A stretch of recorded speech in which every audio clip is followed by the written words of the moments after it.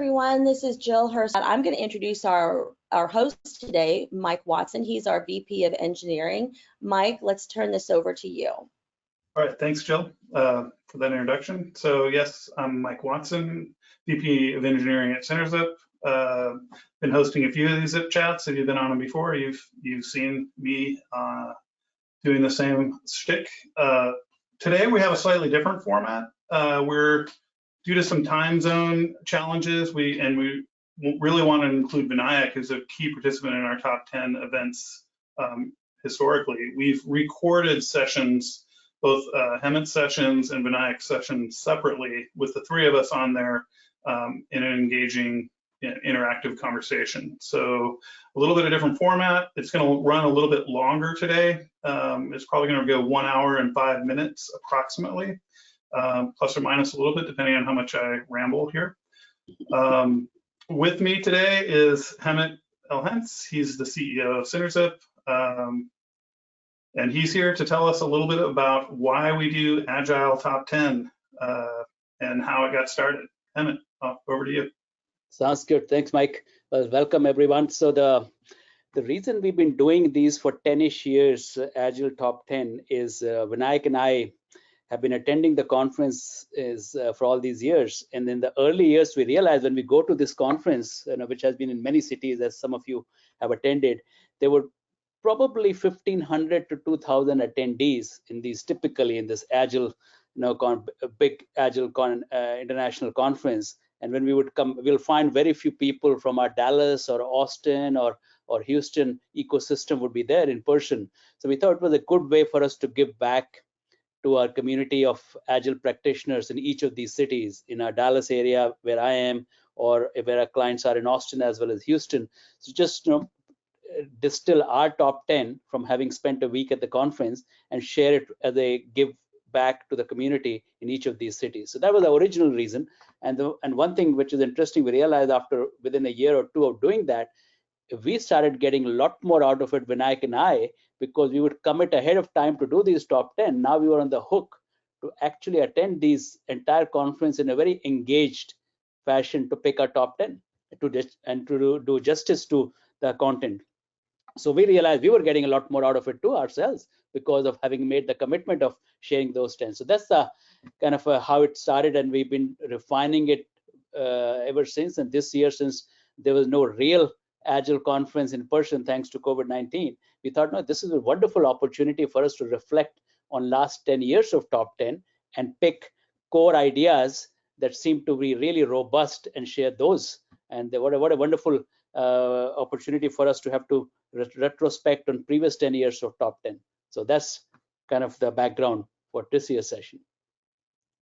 Yeah, thanks for that, Hemant. And I know last year you couldn't attend, and so Florence and I attended in your behalf, and it was a quite intense experience, going with a focused approach, going to sessions, taking copious notes, and then building all our content and turning that around right afterwards. It definitely made that content stick. Like, it felt like I learned a lot more from that experience than normal conference attendance. So yeah, I could definitely see why that would be a benefit. Yeah, absolutely. All right, with no further delay, we're going to move on to the recorded content that we have. In between the two sections, I will, come on and transition there. But one other thing I want to remind you of is that we do have the ebook available as a handout, which you can download right now and follow along with the topics if you'd like, or you can grab it later, and I'm sure it'll be part of the materials that come out post. So again, without further delay, let's move right into the recording. All right, Mike, thanks. So let me share what I think as my top 10 takeaways looking back, what 10-ish years of these Agile top 10s that we have done in these Agile Alliance conferences. So here's a list I just put on one page, and then I'll go one by one, and what we have and I have in each of these takeaways, in many cases multiple pages, but I'll just keep the pace up And you guys, ask any questions. Mike, if as a moderator, if you have any questions that need to be explained or anything, or Vinayak, if you feel anything needs to be amplified, but I'll keep the pace to get through all 10 of them. So my first one is actually the topic of technical debt, and I've annotated, as you see here, the years as far as possible where this came up as a takeaway. So this has been a very important and useful kind of a terminology and a framework that we find in Agile community. It came up, I think, first in 2011 with Israel Gutt talking about it and many others. And the key concept of technical debt has really helped raise the conversations in the management team, especially between the CTO or the VP of engineering who is leading engineering teams and their peer C-level executives like a CFO or a CEO often, about the nature of software development and what is technical debt, what it is, and all that. So it really has made the right discussions happen. And I find earlier we used to have these concerns on this topic, whether there's a concrete definition of what goes into technical debt or not. How do you, is there a way to quantify it in a meaningful way or not, and all that has gone away. And what has really helped is the fact that for the most people in the finance industry, and let me advance the page and get to this page, which we showed this as one of the pages, that it has become very widely well understood that what is technical debt, how do you quantify it. Almost every engineering team seems to follow it. Every C-level executive seems to understand it. And the fact that it is parallel to the financial debt, and therefore has a notion of, if you don't pay it off, it accrues interest and makes it harder for you to be a healthy company, is a very good parallel that seems to work well. So that's our first, my first kind of a takeaway. Again, they're not in a particular order though. So let me go to second one now. Yeah, Hemant, on the point of Yeah. the financial debt, technical debt thing, that was actually very interesting when that first came up. I think I remember attending a session where you talked about this right after the Agile conference. Right. It was eye-opening for me. Yeah. Completely made sense because I have a little bit of a financial background. Absolutely, absolutely. This has been very helpful. In fact, this is the one idea which has allowed CFOs to really connect with the CTOs, Right. because they really understand this notion of debt. And when CTO has to debate a engineering budget and what needs to be paid off by re-architecture because technical debt, CFOs now understand it. So it's been very useful construct. Absolutely. So moving on to the second takeaway, which is this notion of how do you estimate effort in form of time or dollar cost for a software project or a significant release, even for that matter.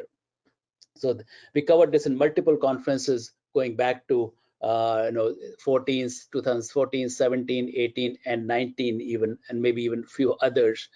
The main takeaway is that while there is certainly a value of what teams often do, what I'm calling here, or most people call bottom-up estimate, which is task by task, story by story. The team sits around using some form of planning poker or something and doing an estimation exercise.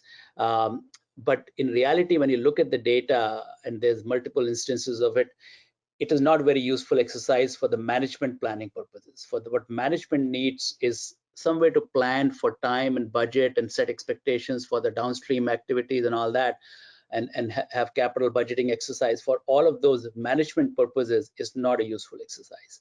What's more useful is the empirical approach to estimation using real recent empirical data of that team. So that's the key takeaway. I'll hit a few highlights in the form of some of the visuals we have used in the past in these takeaway. So the key reason that the bottom-up estimate doesn't work, and this is all attributed to Troy Magenis' work, most of it actually, and you guys can go look him up. He's a lot of public, very useful information, is the fact that individual developers actually ignore accounting for the delays and dependencies between on their work, and they're generally optimistic. So two stories. One which may be a 1-point estimate and another 13-point estimate, still may take 20 minutes, for example, because of the wait times and all that. So that's the point, and I'm going to skip through some of these pages. So Troy has. Hemant, it is interesting that you call it empirical instead of calling it top down. So any reason why you don't call it top down? Well, yeah. So because the data here is empirical in the sense what this spreadsheet that Troy has shared, and it is publicly available. Essentially, he recommends you take recent 10 data points of that team, that the work they have done, and you use that actual data of when they got done and how long it took to help predict your new project. So it's very much empirical. It is not top down. I mean, you may still apply a top down management judgment, but you're using statistical approach of Monte Carlo simulation to allow for variability that is inherent in software work. So that's why I use the word empirical, because it is based on statistical estimation exercise. So I'm going to keep moving. Vinayaka and Mike, you guys chime in if you feel something needs to be clarified here. Okay, so here shared the spreadsheet, and I'm going to not dwell on it, but the main kind of net takeaway is that when forecasting, using historical data of your team, whether you're using velocity or throughput or some such actual data, just use recent 10 samples, because taking more longer historical data is actually worse, because you might think you have more data, but the context has changed, the team has changed, or the complexity of your domain has evolved and all that. Just take, and that's the key, to take just recent 10 samples of team's performance over the recent projects, and that's good enough. So that's the main advice and takeaway. Let's keep moving to the next third takeaway that I have, which is a very important one: what metrics you should track for your Agile team. So this one comes down to, essentially, I'm also attributing this to Troy. You will see a lot of Troy's influence on my takeaways for sure. That it boils down to this tweet that he did, very succinct, that in metrics, just look for trends, not numbers. Do it at team level, not individual team member level. Don't look at a single metric, but look at balanced number of metrics and apply it in context. And essentially tell me when I need to worry. And that's very sound advice. So what it boils down to, when you look at all the various advices across the years on Agile conferences, I boiled it down to 4 key metrics that every Agile team should follow. So one is a metric around quality, how well you're delivering to your customer satisfaction. For example, escape defect that get into production. That's a good metric. Just count those. Second is a measure of productivity and responsiveness, typically a cycle time measure, which is, from the time a story starts to the time it is done, measure that. That's a good measure.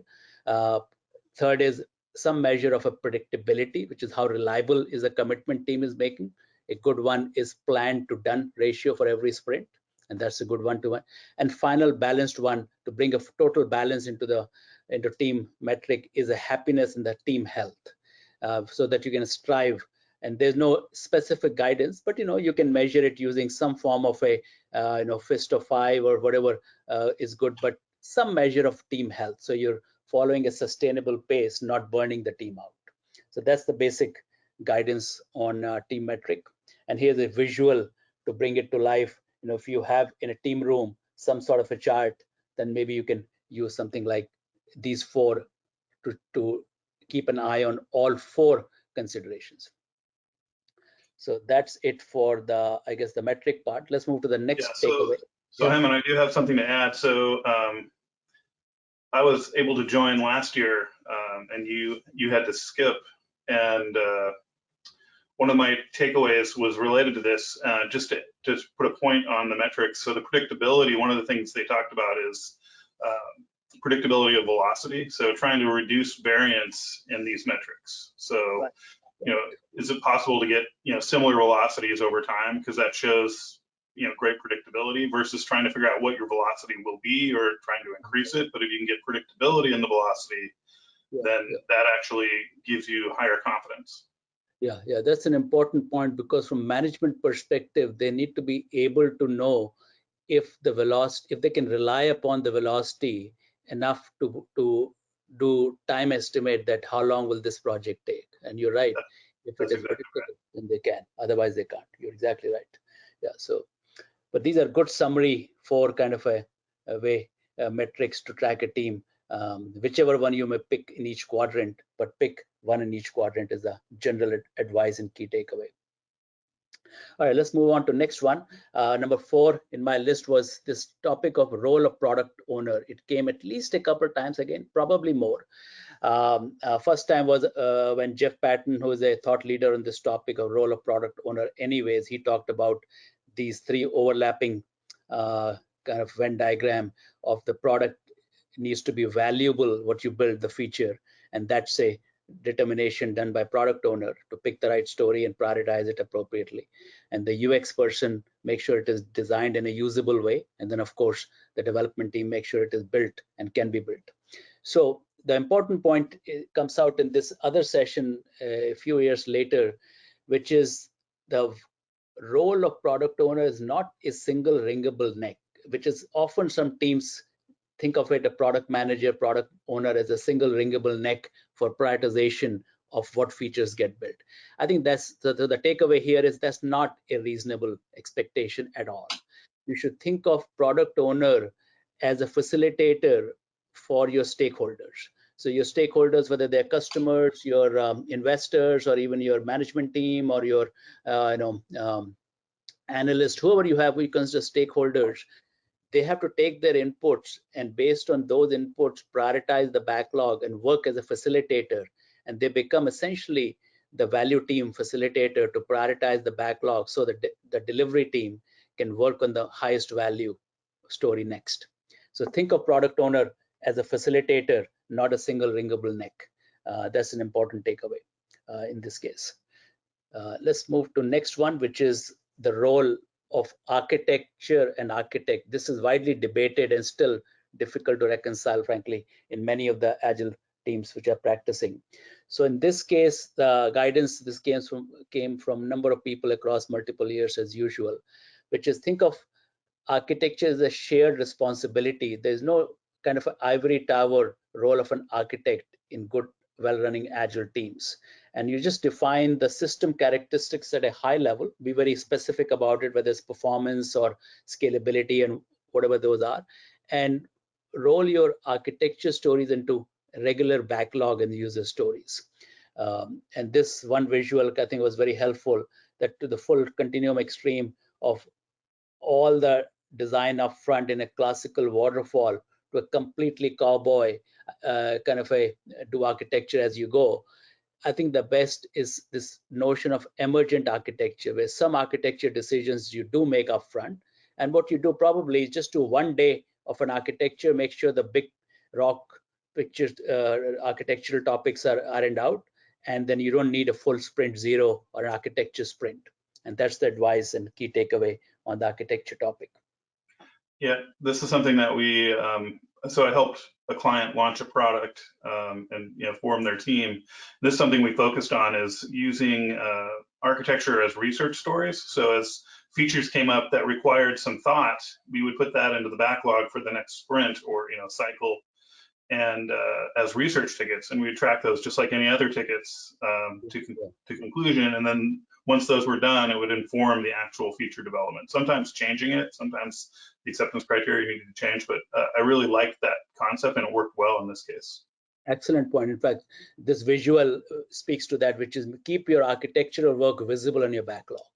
And I think this was from another year of Agile conferences, and I've attributed to the right presenter there, which is if you label it what you just said, Mike, which is your yellow part, the invisible architecture feature, just color code your backlog so you know it is architectural story you need to get done. It is significant, drives positive value, so the team knows. So in every sprint, you have a mix of all these 4 colors of your stories. You're paying off some technical debt, you're doing some visible external usable features, you're building some architecture components in there, and of course fixing defects. So that's a very good way to think about architecture.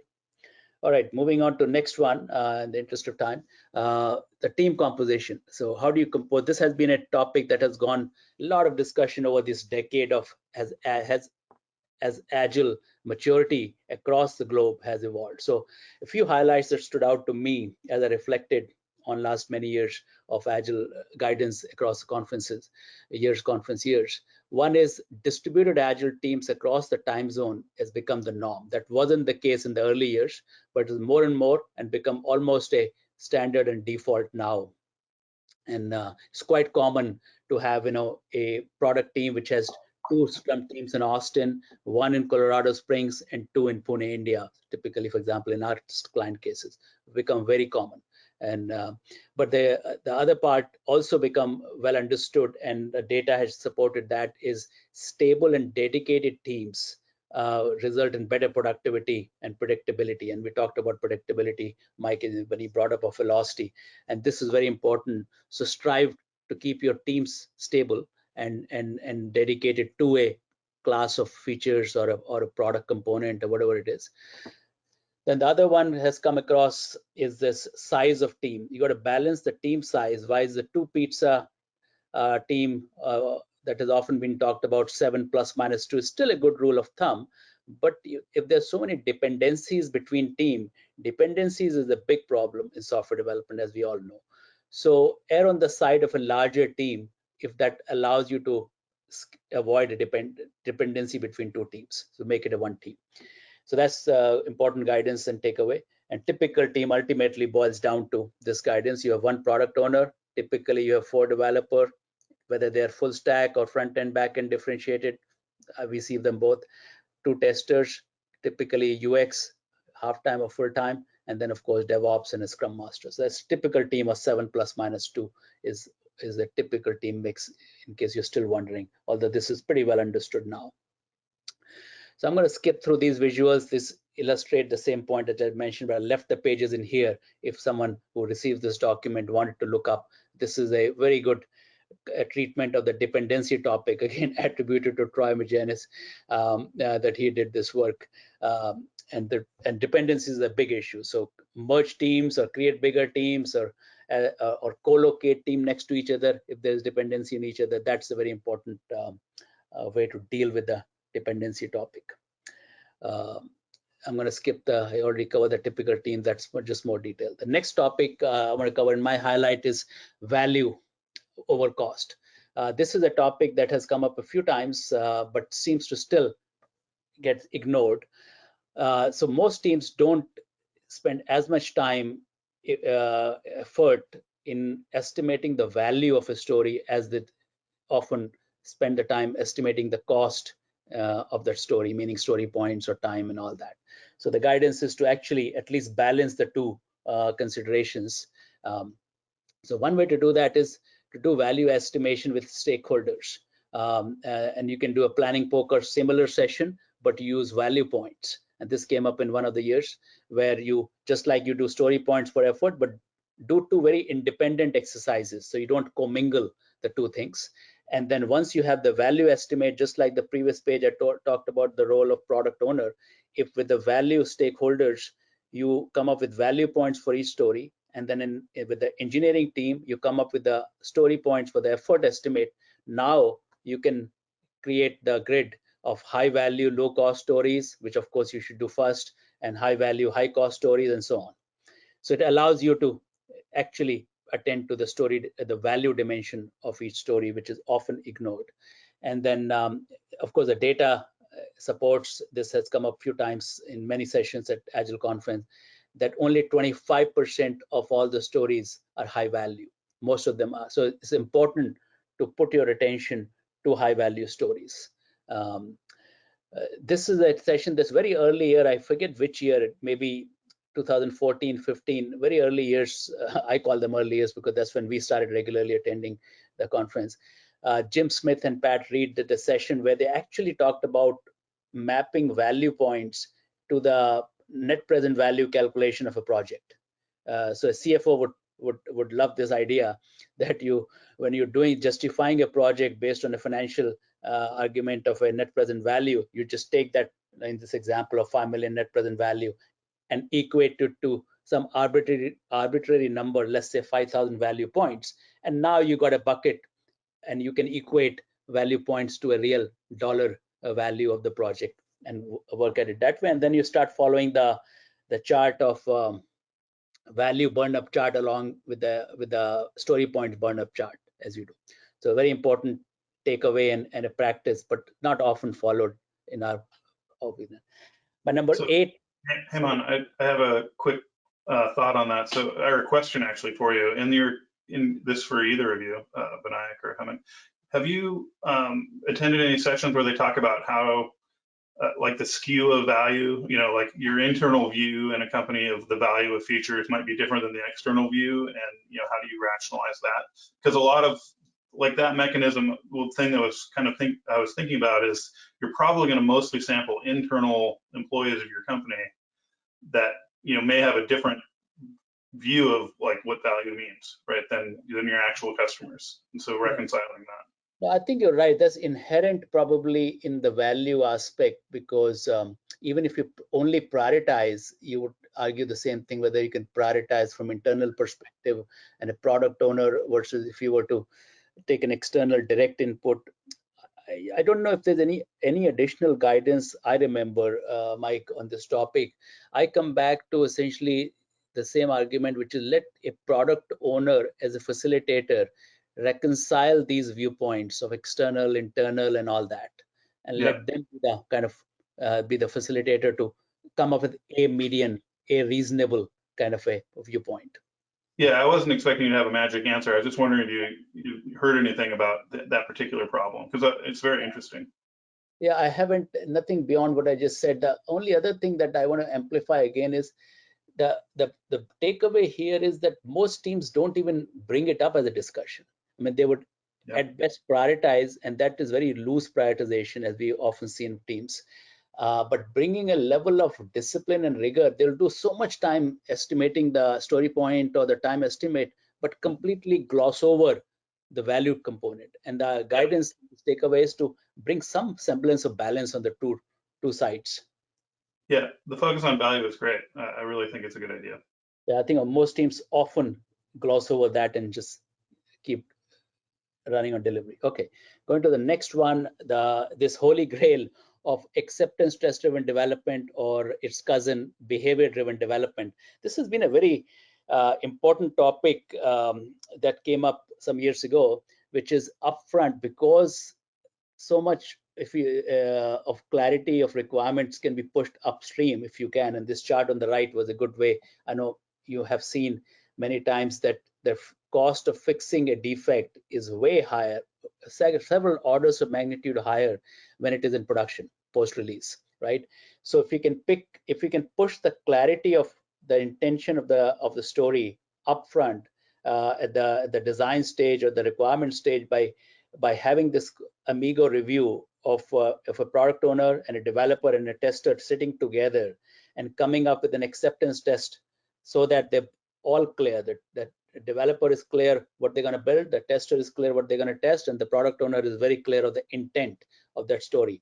That's a time well spent, but often ignored. So this is a loop you follow. You write an acceptance test, and then you develop, and if it works, you then worry about the refactor kind of topic. Otherwise, but the acceptance test doing upfront, whether you use the acceptance test driven development or the behavior driven development, both are related techniques. I won't go into them now, but it dramatically improves the productivity of the team. But the observation, of course, is that most teams have a hard time getting to this cadence, following this practice actually. So this is a mind. Hemant, to add to that, I would say that even if you don't actually execute the automated acceptance tests, even writing the acceptance criteria explicitly, at some point you would automate it, but even before that, even if you write it down, that itself is of high value. That's a great point. That's a great point. It pushes for that clarity. So the hurdle, you're right, Vinayak, that's what we have seen. The hurdle is higher to automate, but the hurdle to at least have the discipline to write acceptance criteria on your story card is definitely a good practice that all teams should follow. That just requires discipline, absolutely. So this is a common triangle widely agreed now, this pyramid of that you have large number of unit tests at the bottom, and then behavior driven test, and then end-to-end acceptance test, and all that have a lot more of those tests at the bottom and fewer at the top. So that makes a lot of sense in this guidance. And I'll just highlight this was a keynote a few years ago by Jess Humble, and he talked about essentially the net takeaway was until you have test automation, and to Vinayak, your point, which is if you can get to that discipline, which you're not only writing acceptance test, but actually automating it also, so you can run it through every regression cycle, you tremendously free up capacity for innovation. In this example of real study that he did with HP LaserJet project, that 40% of development capacity got freed up for new work because a lot of the mundane work got automated of that manual testing and with test automation and other overheads. So just sound advice to follow that practice. Okay, my number 9 takeaways is this observation of following agile values and agile practices outside of software development. So this has been growing kind of a movement essentially. We observe it all around. It has get discussed in the Agile conference that at the executive level is clearly now there enough evidence between Harvard Business Review writing about it and McKinsey writing about it and all that. But in other functional areas also, marketing is usually the next one right after development. Most organization which finds it valuable to follow agile practices. And then of course HR starts following it, finance has been following it, and then of course the whole discussion around business level agility, how you can respond to market more quickly because the entire organization is now more agile and following agile values. So that's the other takeaway that stands out. I'm going to skip through these visuals right now. You can look through them. The only one that is interesting is this version that came at one of the previous conferences about using Agile manifesto and applying it to marketing. So for example, validated learning over opinions and conventions in marketing. So that's just an illustration of how you apply that in marketing. All right, and I'm going to skip through HR. My last one, number 10, is this pervasive topic of scaling frameworks. The main takeaway here that stands out to me is after many years, and this, I look back at the data, 2014 was the first year that this topic even came up in Agile conferences. And I think that was the year SAFe, Scaled Agile Framework, became public. And I think that brought a little more structure to this discussion. And since then, now there's at least half a dozen between Scrum of Scrums and large scale Scrum and disciplined Agile delivery, and then Spotify model came in for a while and went away as a scaling model. And the Nexus came recently, another one. So net, it turns out the scaled Agile framework seems to be the most popular. And this data I took from the most recent, there have been 14 years of state of Agile practice surveys that are done used to be done by version 1. Now I forget who does it. But in any case, the current takeaway, the 35% people say they follow SAFe, and the Scrum of Scrum, which is the next biggest, is 16%. And if you look back just the few years ago, which was the first year in this data, in 2014, SAFe was the first, when it came up, was 19% that year. And that was the first year that State of Agile report actually covered this topic. And that time, Scrum of Scrums was the most dominant. So my main takeaway is SAFe seems to hold on in spite of a lot of what I should say, resistance and pushback from people thinking it is too burdensome and too structured, but seems to stick. So that's it, Mike, for my top 10 that I reflected back from last 10-ish years of Agile conferences. Over to you. All right, so that was, you were just listening to Hemant in a pre-recorded conversation with Vinayak and myself. As you probably know, if you've attended any of these top 10 events, that Hemant tends to focus more on the organizational and process level issues, and Vinayak, who's coming up next, being the CTO of CenterZip and one of the co-founders, he obviously tends to more focus on the technical aspects. So with that, let's jump into Vinayak's conversation. Thanks, Mike. So I'm going to have my presentation broken into 4 broad areas. So first, I'll talk about the trend that I see in agile architecture throughout the conferences through the last 10 years or so. Then we talk about the lean thinking, whether it's lean startup or lean UX, the way it evolved over these years. Then we'll talk about DevOps. And finally, we'll talk about the way agile organization and thinking about agile culture has evolved over these years. So first off, let's start about agile architecture. And it started way back in 2010. And the overall trend I'm going to talk about is that agile architecture is something where there's not an architect who's doing that, but it's a developer architect who's playing that role of an architect. So in 2010, this concept of architect doing big design upfront, or Yagni as they used to call it, where an architect would build the whole thing up with all the bells and whistles and hooks baked in, and if someone asks him why is this there, he would say that, look, you're going to need it. And he would have that overarching premonition that whatever is needed 5 years from now, he would try to put it there in the architecture. Now that thinking evolved now to wait till the last responsible moment to make any architectural decisions and let it evolve. The main reason is that architecture by and large depends on what the requirement is, and requirements themselves evolve over a period of time. As one would see that customers not really ready with the stories, and as things evolve, the customers really learning on the job, and there's overall lack of big picture that is needed to do upfront design. So that is the overall thinking in the agile community, if you will, and that's the way Yagni and BDUF have given way to LRM. So moving on, really speaking, it's the good code and craftsmanship practices that is influencing architecture more than the traditional architecture, as we all know. So, some things like encapsulation, writing code for testability, very important, because testability forces you to break down your code into modules, if you will, and making each module defining its responsibilities and providing well-defined interfaces so that the tester can test it. So making it testable, because you have only 2 weeks in a sprint.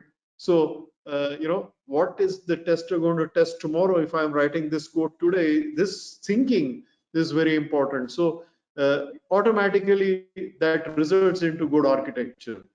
And all these rules like favoring aggregation or inheritance, self-documenting code, programming by intention, and I'll skip over these visuals. So generally favoring aggregation or inheritance. And one rule that is very important: if you have 2 entities, let's say A and B, in a system, then you can either have A uses B or you have A makes B. You can never have both. So these are some of the rules and guiding principles that if you follow and write testable code, as I said earlier, by and large you will get good architecture as a result of that, instead of an architect having to tell what it should look like and then a developer following what the architect says. So that's the overall thinking. And again, we already seen this, and I've stolen this slide, Hemant, from you. So the evolution happened from waterfall to big design upfront. So waterfall is like, it was initially you do all the design and architecture, and then you hand it over to the development team, and then the development team does it in all the sprints. BDUF is you have some sprints reserved for big to do the design. So maybe 1 or 2 sprints where you just do design. Then sun up is within the sprint, you reserve a couple of days where you do design upfront, and then the emergent architecture where you're doing designing and architecting all throughout the sprints. And of course, finally, cowboy means you don't do it at all. So that's the way from the left to the right is showing the kind of emergent architecture, how it evolves. Around 2016, microservices was a hot topic, and like everyone was wanting to build, and architects, at least those who were wearing architects hat, wanted to have this all microservices kind of thing. And so this is something which is very eye-opening, where you can't have you just don't start with all microservices. You start with something. It's again coming back to the point of evolution. So architecture evolves. You start with something that is unstructured, and it evolves into namespaces, and then you are always dependent. You can't do everything yourself. You can't reinvent the wheel. There are libraries available, so you're going to use libraries, external libraries, or managed services. And then what you do is you mix and match, and then peel out certain areas which can be can be standalone to do one thing well, as they say, and then define and build microservices around those. So then you have all of that, like you have applications, you have libraries, and you have microservices. So that's the continuum. So it's not like you start with all microservices. It's an evolutionary approach. You start with something that is unstructured and end up with a mix and match of all that. Yeah. And So at the same time, Vinayak, I have a couple of thoughts on that. It actually, based on my experience, it totally makes sense to evolve it that way. This prevents you from making waste. Like you were talking about in the big upfront design, you might build architectural features that are not needed, and that could include microservices, right? Like you've made two fine-grained microservices or something like that because you thought that might be what you needed to do, but you find out your company pivoted to a year later, and like all of a sudden this extra work you've done goes away. And the other thing is, don't build what you don't have to, right? That's a good use of managed services and libraries. I think it's an important thing, because that also is waste. If you build things that someone else has already built as a commodity, then you're wasting your time. Yeah. So there is always this conscious decision that the team has to make against some of the developers who are very passionate about using the new and shiny tool that they have just discovered.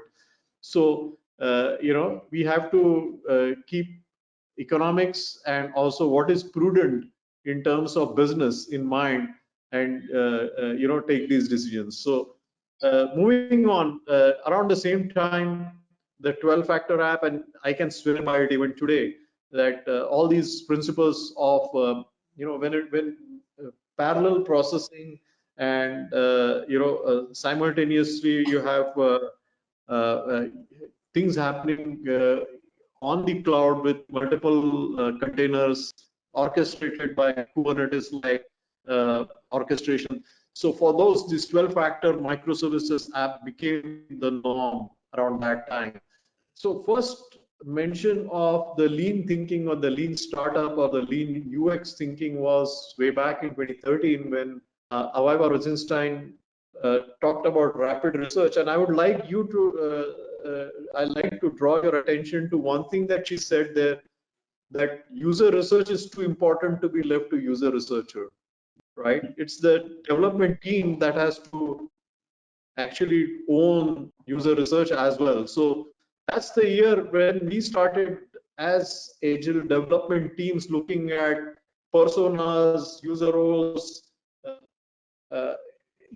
empathy maps and card sorts and all those things which were so far not really, we never always thought of user research as something that used to be taken up by the user researchers or UX designers sitting in their ivory towers, and we never really thought of going into details. But as from this year on, a lot of the presentations that we heard in the Agile conferences talked about how teams can adopt the way user research can be done within the team. And one of the things that we later will see is that having publishing the user research to the entire team so that the team starts talking in terms of the user personas, and that becomes the lingo of the team. So moving on, the lean thinking, it percolated into all areas, whether it didn't remain only limited to uh, development, but also hiring. So in 2015, we had a session where we talked about lean hiring as a concept. And moving on, it also started percolating in areas where developers themselves started doing participating in research. And as you can see, as you might be able to see in this picture that you have here, that developers are heads down attending to the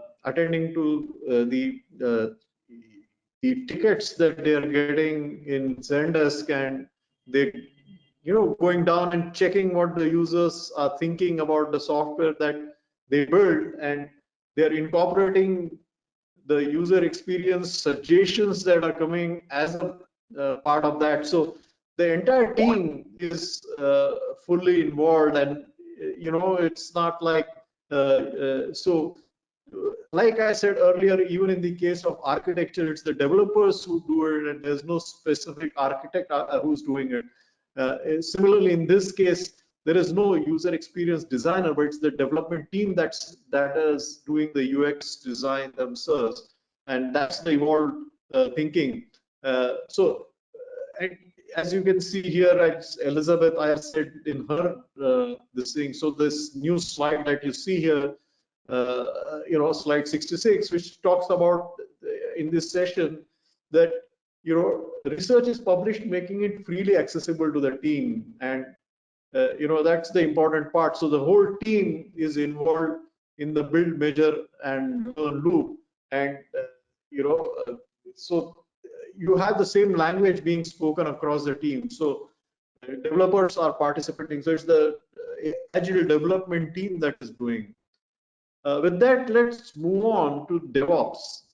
Yeah, so the DevOps journey was equally interesting. It started with the keynote address by Gene Kim. Gene Kim is the author of the famous book, The Phoenix Project. So that year, Netflix was doing continuous delivery. They used to deploy several hundred times in a day, and that became the story, and everyone was kind of wanting to follow Netflix. Adrian Cockcroft came and said that, like, do more painful things more frequently. So if release is a painful thing, do it several hundred times in a day. And it was a talk of the town, and everyone was kind of really impressed by the way Netflix does things. And we all were like gung ho about going back and implementing continuous integration and continuous delivery in our organizations. And a lot of us started that journey in this year. And it was all about tools, like big cross-functional teams instead of the DevOps team, building a pipeline, architecting, taking the monolith or taking the existing architecture and breaking it down, introducing automation, right? I mean, that is a big thing, because without automation, a lot of these tools could not be used. And using feature toggles and branch by abstraction to decouple deployment and release, so all these things, it became very tool centric kind of thing, where we went back and we started implementing in the right earnest. So everything started getting dictated by, we want to do this because we want to do continuous delivery, and nobody ever questioned why you want to do continuous delivery, right? Why do you want to release several hundred times in a day?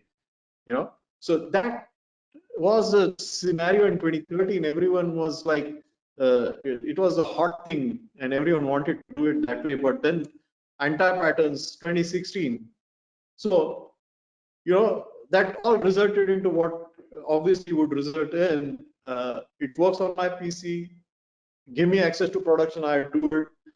We built 200 microservices. Come on, I mean, why you build 200 microservices and then forgot to set up Jenkins? We got fully automated deployment pipeline, but we release twice a year now. Business doesn't require you to release. Not every business is Netflix, so business doesn't require you to release that frequently. So but then why do you have fully automated deployment pipeline? Why you don't really need it, right? So these are some of the anti-patterns that evolved, and this is very, very common. We crammed this monolith in a container and called it a microservice. Yeah, I can give you all these things. At a company I was working at, we were trying to push for even as frequently as like 6 to 12 week, 1 to 2 month type of range. And the sales and sales and account management came back and said our customers can't afford to take that many releases because they have to train their employees and deal with the change on their end. And so, I mean, you really do have to understand your customer base and factor that in. I mean, if that is yeah, I can very well appreciate that. If that is the story with 6 to 12 weeks, one can imagine, what your marketing people would have said if they had heard the Netflix story. So, yeah, every day. Yeah.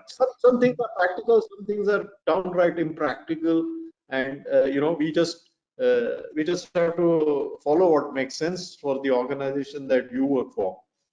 So, moving on, actually, what it takes is the cultural integration of two teams, the development and the operations team. So you have to have collaboration, right? And that's more to do with that than, of course you need tools, of course you need processes, of course you need frameworks, but to have that, you have to have a solid foundation where development and operations team have to work together as a team and not have this wall of confusion between them where, as you can see in this picture, developers build something, throw it over the wall and go off on the weekend, and operations has to worry on the weekend how it can be deployed in production.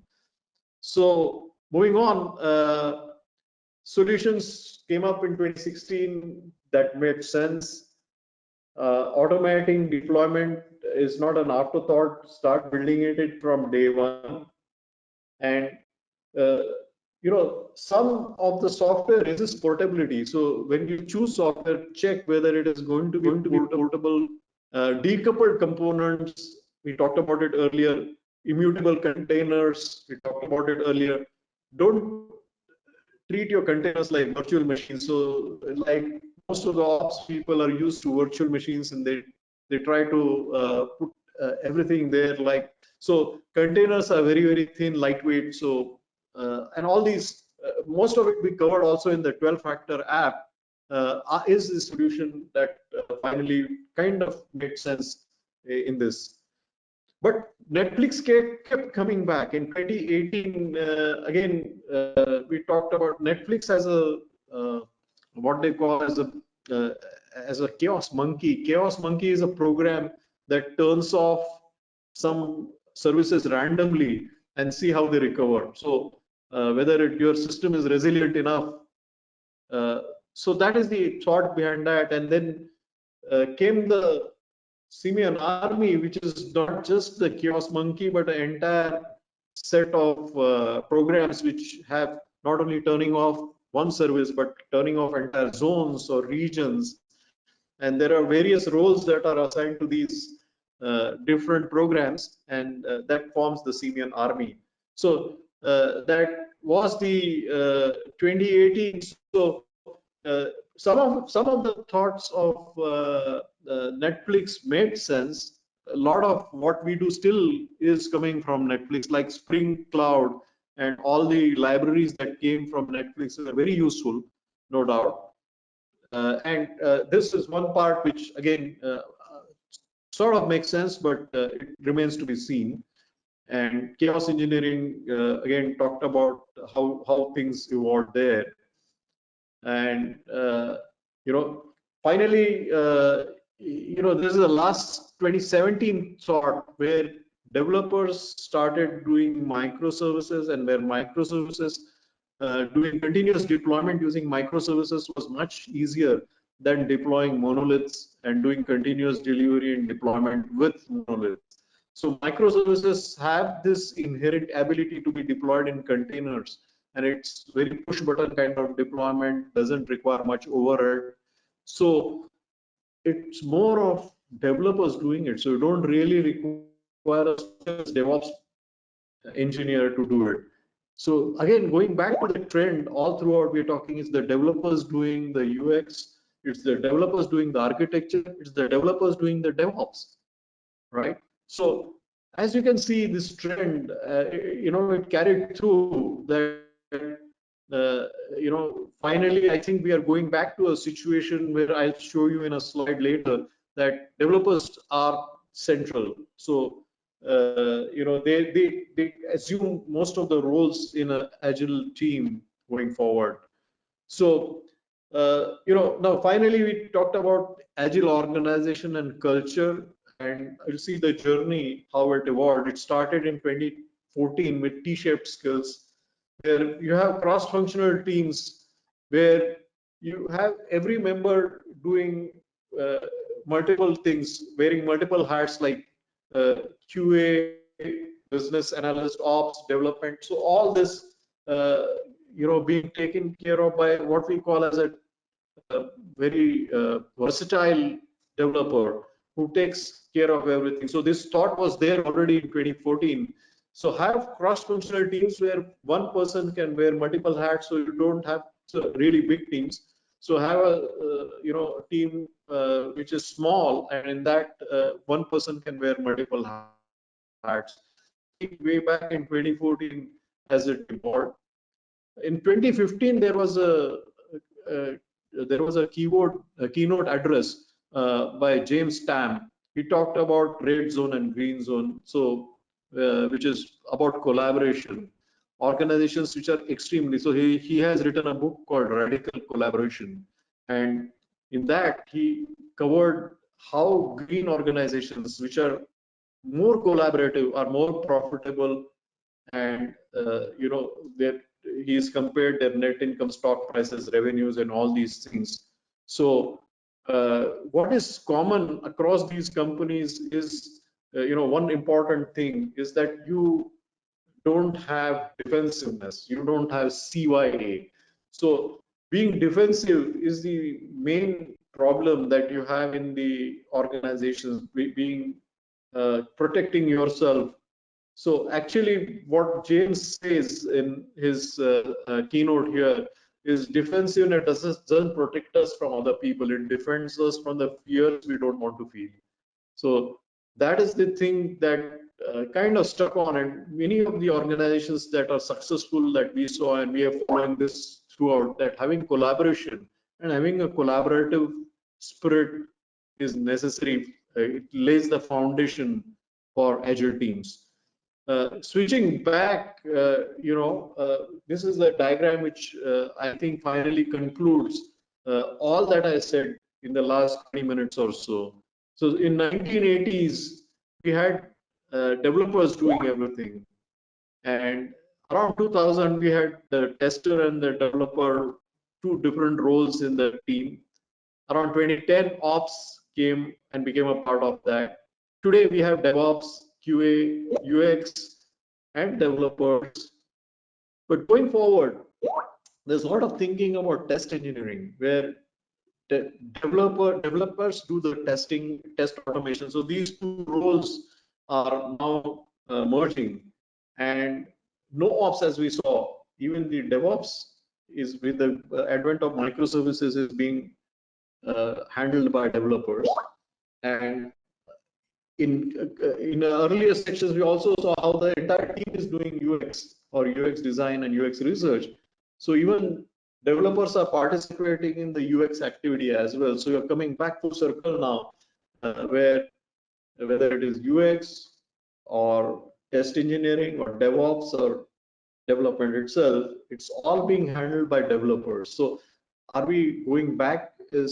So with that thought, so this is a trend that we kind of saw over all these years, and this is a picture to just see where things are going. Yeah, Vinayak. Finally, I'm going to, If I can interject, I am, in the clients that I'm working with, I'm seeing this trend, and I'm seeing a lot of resistance actually in the developer community and in the community at large. And I mean, this is one of the things. It's new and foreign in some of these cases, like developers doing testing, right? That's something that's never been on their plate before. I mean, they do it at a unit level, but like to ask them to do it at a more expanded level, it's new. It's not wrong.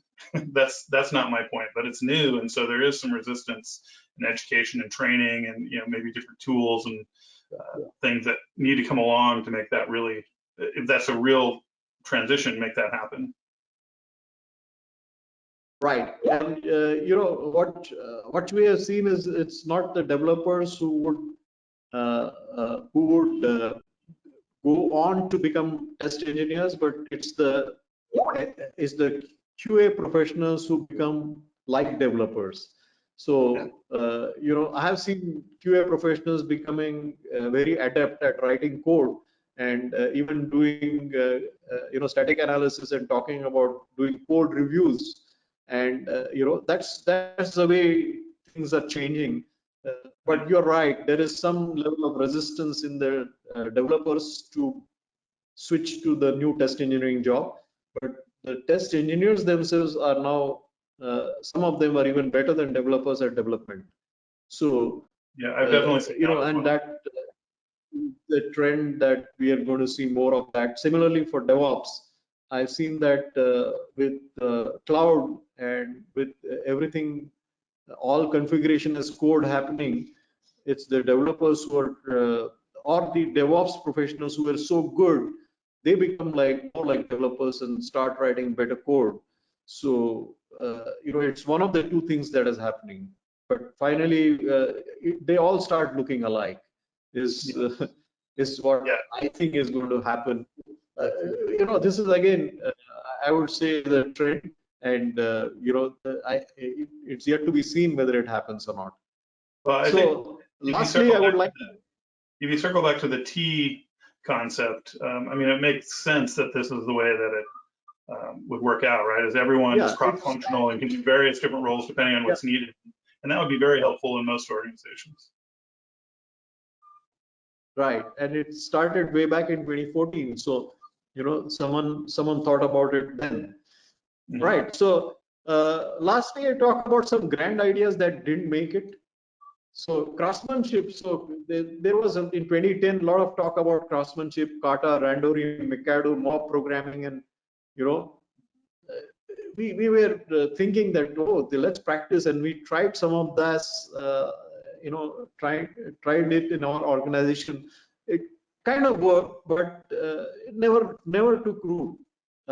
Mob programming, Woody Zuil and his experiments at Hunter Industries, there was a lot of discussion about it. It made sense, kind of, but it still remains to be seen whether it doesn't become mainstream. It's only once in a while that we can do it. It can be as a part of a brainstorming exercise. Self-organization, again, in 2014, there was a trade me case study where you gather in a room and put up various projects on the wall, and then developers move around and they go, and it's a self-selection process where they pick up the project they would like to work on. Yeah, I mean, theory it is okay. Also, there's a book written by Heidi. So this is about dynamic reteaming, the same old wine in a new bottle. It's called dynamic reteaming. It kind of makes sense, but practically it's very difficult to have people move from one project team to another. They talk about mobility of teams and all that, but really speaking, it never took off. Yeah, so one thing when I can So dynamic reteaming, they're big, but never too small. so when I can dynamic reteaming, it seems that cross purpose to with what we said earlier about stable and dedicated teams, right? Some of the data suggests stable and dedicated teams are more productive and predictable. And if you do dynamic reteaming, you obviously are breaking that. So that's an interesting contrast. Yeah, but there is a thought that, there has to be talent mobility. So you Yeah. need to not let people stagnate and have them, the freedom to move to something new. So it's all good in theory, but in practice, as you rightly said, Heyman, you need stability, right? I mean, you have relationships and you can't just break those relationships, because finally an organization is made of relationships. Yeah. Fair enough. Yeah. Yeah, I think part of Yeah. the concept that is still valuable is just how do you introduce that change, which is inevitable, without hurting productivity too much in the short term, which is interesting theory that's still evolving, I'm sure. Thanks, Mike. All right. So with that, I think we're done with the content for today. Just want to remind everyone that if you do have questions about what you've heard today, please reach out to any one of us, Vinayak, Hemant, or myself, or you can reach out to the marketing team, however you want to do it. We will get to all the questions that have been submitted and share those out in some form as soon as possible. Again, thanks everyone for joining. Appreciate you bearing through this new format, and hope you enjoyed the content. Any feedback on the content is more than welcome. Have a great rest of the day. Bye, everyone.